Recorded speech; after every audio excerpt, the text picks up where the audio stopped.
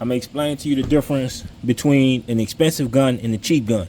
These are cheap guns. I'm not putting no name on them because ain't nobody paying me for this, but I'm gonna give you the understanding.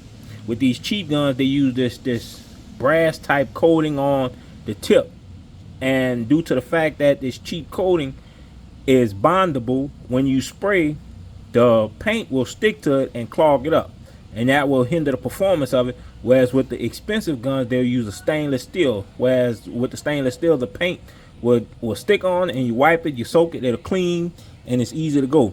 The next thing is, when you have the expensive guns, if you look at these holes on here, next to all right, these holes are big, they don't clog easy.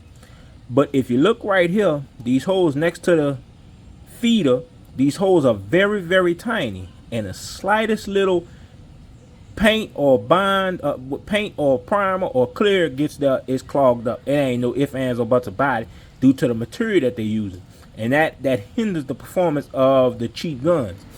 What I'm gonna do is, I bought me a micro kit. Let's see. All right. What I'm gonna do, because I'm getting ready to do some painting, I'm gonna paint my bike and paint the car in a little while.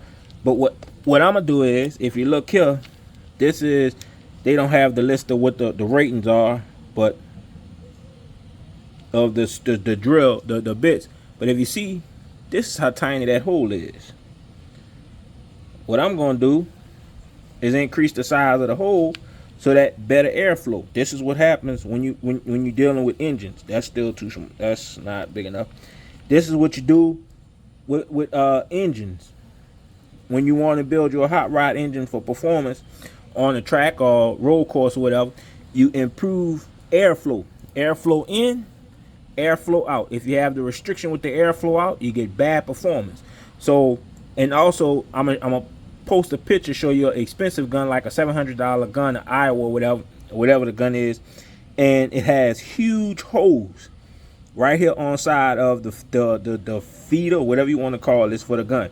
And so I'm gonna improve the flow of the air by enlarging these holes, not too much more, but let's just, whatever size this is, I guess this might be about there ain't no markings on it. This is a kit that goes from 0.1 to 1 millimeter. So I would imagine 0.1, 0.2, 0.3, 0.4, 0.5, 0.6, 0.7. So if this is a 7, that one, I feel it biting. I'm gonna go ahead on and use. This is gonna be the one I'm gonna use. But if you look at it, I'm gonna enlarge it. Maybe this one. Oh, all right, yeah, 7. See, it's on the writing is on there. This is an 8.80. So yeah, so I'm gonna go 7, maybe 8. I'm gonna do the next size up, 8, and it should improve the overall performance. And also, due to the fact that you have these tiny holes, it makes you turn the pressure up to increase the output from these little holes. When you increase the size of the hole, you're gonna turn your pressure down on your tank or at the gun so that it's not overloading the flow. See how it works? This is the problem. And if you look at the expensive guns, these are what they do.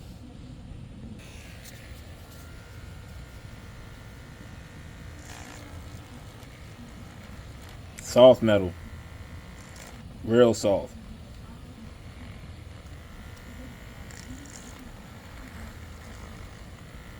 I think I'm gonna go up to the 8.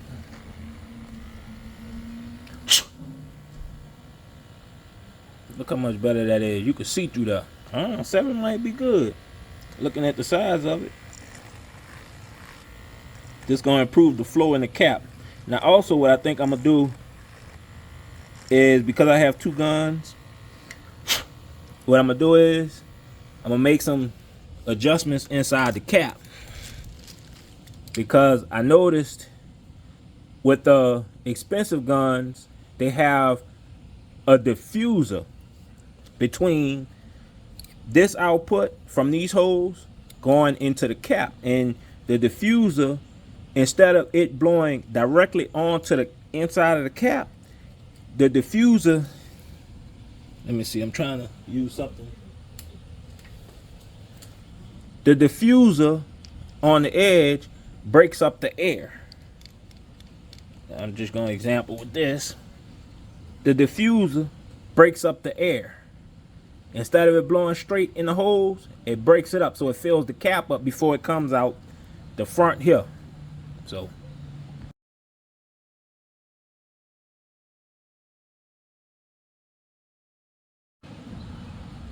yeah, I think 7 might be good. It's not too big and it's just the right size. Proper airflow through there. So got this one, and all right, I'm gonna do this one. I have a 4. This is gonna be for the clear coat. I mean for the base coat. I'm gonna use the, so let me see what's, yeah, look, that's real tiny.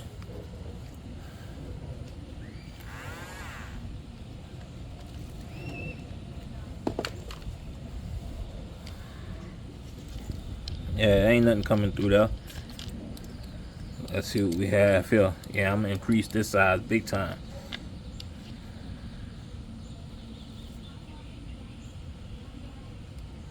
All right, that's touching. So the size of that hole is,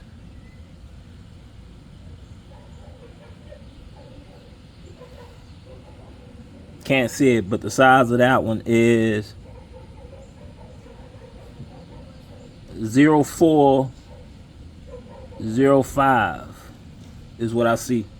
So and that's what's touching. So I'm gonna go up to maybe 6. Next size up. Yeah. So let me do that right quick.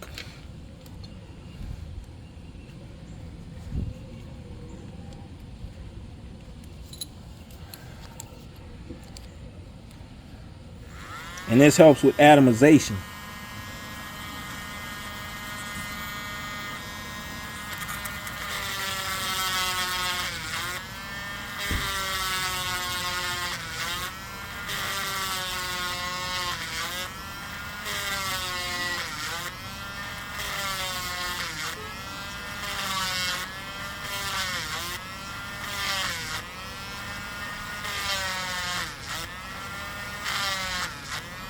If you want to try this, I would suggest going and get them when they be on sale for $10. You figure out where that's at. I don't get no payment for advertising that stuff, but you'll figure it out. $10. Buy you one for $10 and experiment with it. Look at that. Look how much better that is. I guarantee you that air gonna flow. I guarantee you. Alright. That's the 7. I guarantee you. And that's the 2. So especially with these, with the thicker paints, the thicker substances, like the primer, this is definitely what's needed to.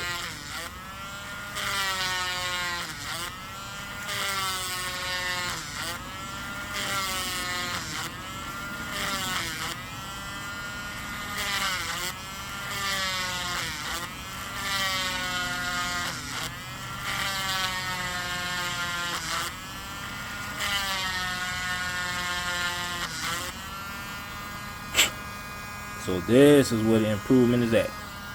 Look at that, look at that. Air, baby. So I'll be able to turn the air down for the high volume fluid, low pressure. It's gonna need low pressure because it's gonna have so much coming out. The pressure gonna have to be low. So there you go. All right, this is a problem I'm noticing using just the water.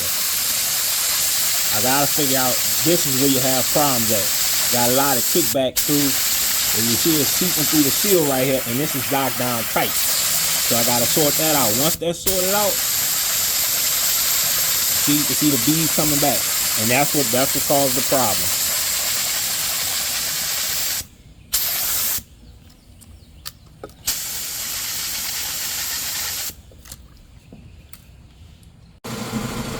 All right, next thing you have to make sure is, after you done drilled out them holes, you have to make sure that the center hole right here has enough clearance for air to escape, to keep the stream, to keep the paint come out smooth. You need it. The center cap has to push the drip out, and this is what breaks it up, carries it out, and then this is what causes the fan. These two right here is what causes the fan.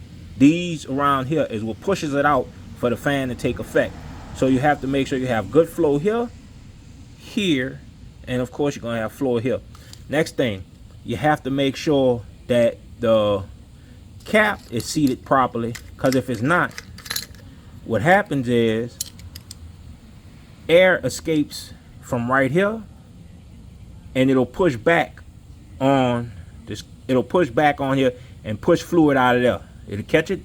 Let me see. If this don't have good flow, this hole don't have good flow out, then what happens is some of the paint will seep down and kick back inside the cap and cause the cap to clog up. And I guess that's what you're paying for when you get the expensive stuff. But if you know what you're doing with the cheap stuff, it'll be just as good, if not better, because like tuning cars, you're tuning your gun. So